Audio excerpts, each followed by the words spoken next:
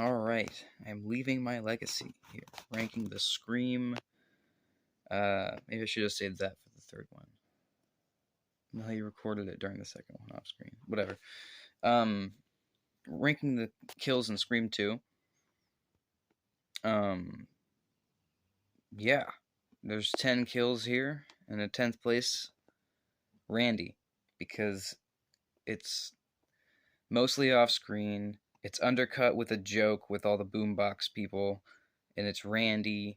And if you're gonna kill Randy, that's like a third act kill, I think, if you're gonna do that in the sequel. But I guess doing it right in the middle, like, it sets up the stakes. And then with the Dewey scene right after that, like, everything's just hell breaking loose. Although they do undo the Dewey thing.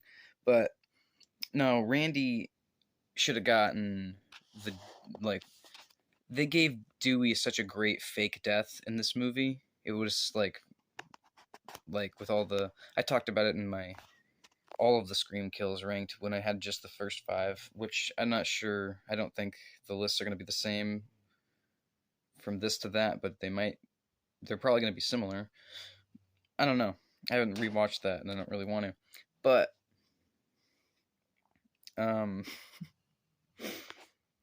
Randy's last place, he should have got a Dewey death like they did in the second movie before they undid it. Like, if they were going to have fake Dewey's death out, they could have given him the off-screen thing. Well, no, because then you got to find the body. But still, neither of them should have gotten off-screen kills. At number 9 is Hallie. Most of her stabs are like off-screen, and when it's on screen, there's no blood. It's very cheaply done. I think they were like running low on the budget or something by that point. I don't know, but Hallie's death is there. In 8th place is Richards. Whole throat slit. He's the cop, FBI guy in the driver's seat, the younger one. And yeah, I would say it's an even worse throat slit than Kenny's, if we're comparing them. Yeah. Mrs. Loomis is up next. Shot right in the throat, dead. I'm a firm believer that she is dead when Sidney shoots her. So I don't count that as part of her kill. I just count that as kind of a badass Sidney moment that shows that she's no longer to be fucked with. Not that, I mean, obviously she wasn't to be fucked with to begin with, but yeah.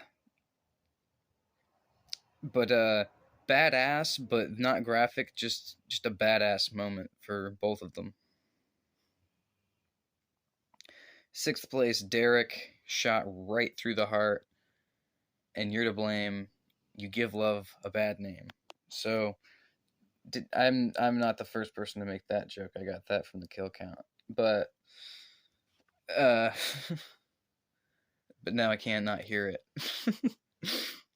But yeah, Mickey shoots him right through the heart, and I love the mental manipulation of that whole scene where he's making her think that he's the partner in crime, and then making her feel bad for not untying him after she shoots him, and just a whole mind fuck. It's why she's so secluded at the beginning of 3, and I love it. Speaking of Mickey, he's in 5th place because it's ridiculous, but it's still funny. Mrs. Loomis shoots him twice.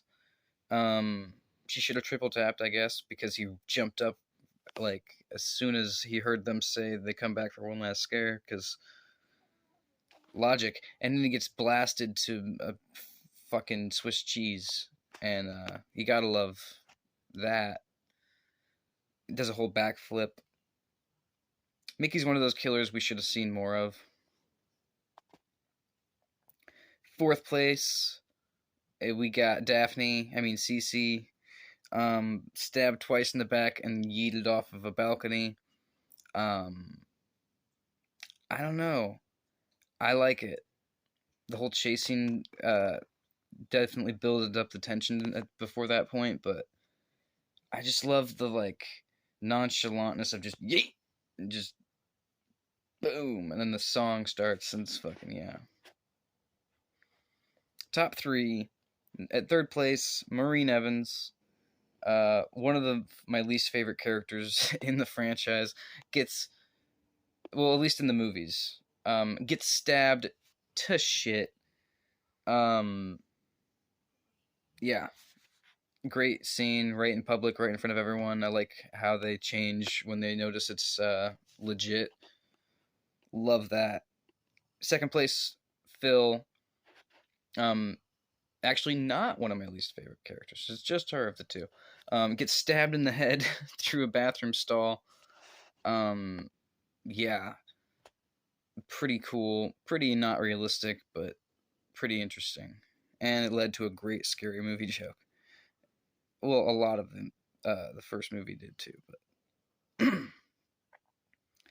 And at number one, obviously, the older FBI guy, Andrews, crashed into the fucking thing, the metal pipe through his goddamn skull, twitching and shit. Mwah. Like, the Scream movies rarely, if ever, go in that direction of, like, just purely graphic. And it's always nice when they do. But part of it is that it is set in. It's supposed to be, like, set in, like, realism, and it's supposed to just be people with knives or doing what slashers do, instead of what normal serial killers do, and the repercussions of trying to do it that way. But hopefully, it stays that way, and we don't have some silly house explosion in the next movie or anything. But we'll see.